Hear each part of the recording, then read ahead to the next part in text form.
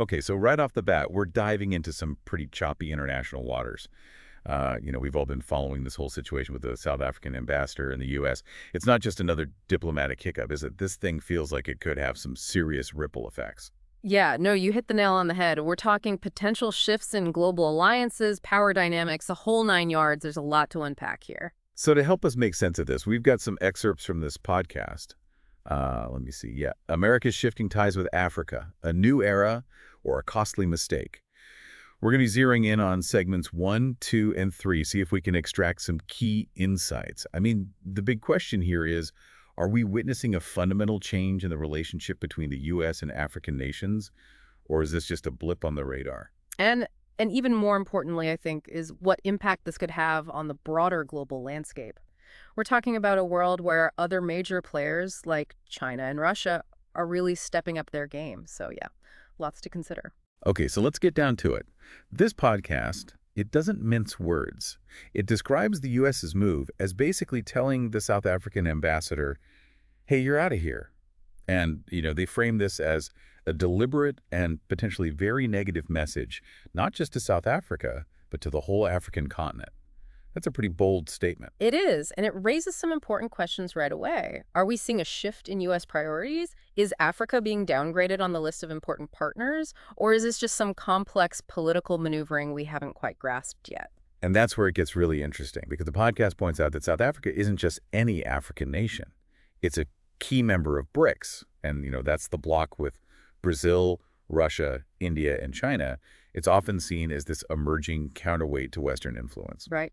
So when the U.S. takes such a strong stance against one of the leading members of that group, it's almost impossible not to see it as a way of, laying down the law. It's like the U.S. saying, this is how we do things, and you need to play by our rules. Exactly. And the podcast makes this point that, it's not just about South Africa.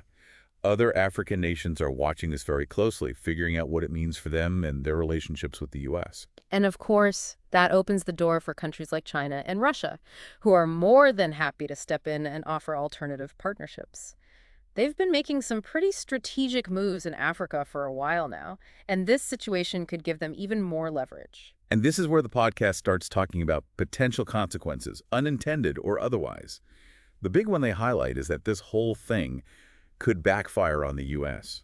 Instead of bringing countries closer, this strong-arm tactic might actually push them away right into the arms of those other global powers. Yeah, it's almost like a classic case of you wanted to flex your muscles, but you ended up tripping over your own feet. You try to exert power, but the result is the opposite of what you intended. Right, right.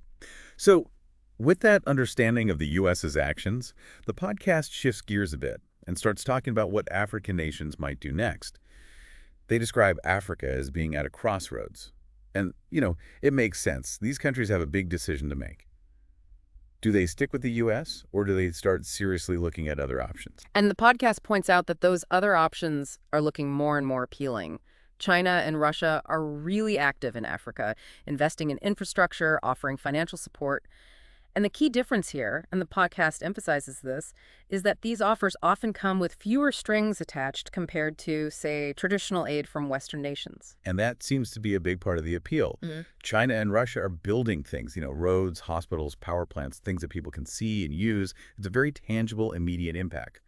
The U.S. approach, well, sometimes it feels more like, we'll help you, but only if you do things our way. Yeah. The podcast really highlights that contrast. It's like one side's focused on long-term development, and maybe it gets a little bogged down in conditions and stipulations, while the other side is just getting things done, building those relationships through action. So it seems like we're talking about more than just economics here. There's a real sense that the power dynamics are shifting. And the podcast picks up on this too. Yeah. It talks about how African leaders are realizing they have more leverage than maybe they used to. They've got resources, they have options, and they're more willing to play the field to negotiate better deals. Exactly. That old image of Africa as this, charity case, it's fading fast. The podcast really emphasizes this new sense of confidence and self-reliance, and that's what changes the whole game when it comes to international partnerships. And that brings us back to the U.S. The podcast message is pretty clear. If the U.S. doesn't adapt, if it keeps doing things the old way, well, African nations might just decide they're better off going elsewhere. I mean, it makes sense from their perspective. Yeah. It's about self-interest, right? Absolutely. And what's interesting is that the podcast doesn't just limit this analysis to Africa, it starts raising questions about other U.S. relationships around the world. Are we seeing similar strains in other alliances? Right, right. Hmm. The podcast mentions the Caribbean nations. There's talk of concerns from Mexico and Canada about U.S. trade policies. It's like maybe this isn't just an isolated incident. Maybe there's a bigger pattern here. And we have to consider all of this against the backdrop of, the rising influence of China and Russia. They're actively building their own networks, their own spheres of influence, and that's challenging the traditional world order. Which leads to the million-dollar question, right? What happens if this "you're either with us or against us" approach backfires? What if more and more countries decide they'd rather be neutral or even align themselves with these alternative power centers? Exactly. The podcast paints a picture of a potential future where the U.S. isn't the sole superpower anymore. It's a multipolar world with multiple centers of influence, and that's a huge shift. I mean, how would the U.S. even navigate that kind of landscape? It's a tough question. The podcast kind of nudges us to think about this. Will the U.S. be able to adapt? Can it move beyond just military might and economic sanctions? Can it find a way to be more collaborative, more nuanced in its diplomacy? It's a big challenge, and honestly, the podcast doesn't shy away from some of the potential downsides. It talks about this, almost ironic scenario where the U.S. tries to project strength but ends up weakening its position on the world stage. Yeah, there's a real you played yourself vibe there. It's a cautionary tale for sure. So let's try and sum this up. Our deep dive into this podcast today, it all started with the situation with the South African ambassador, but it's really opened up this much bigger conversation about the future of U.S. relations with Africa, and maybe even more broadly, its place in a changing world. Absolutely. The key takeaway here, I think, is that this whole thing might have some seriously unintended consequences. And it really underscores the need for the U.S. to be a lot more strategic, a lot more adaptable in how it approaches international relations. The world's changing, and sticking to the old playbook might not cut it anymore. Right. And with that in mind, I think it's time to turn it over to you, our listeners. We've covered a lot of ground here, but the conversation doesn't end with us. What do you think are the biggest factors that will shape the future of these international relationships? And even more importantly, what are the potential surprises, the unforeseen consequences that might emerge from this whole reshuffling of the global deck?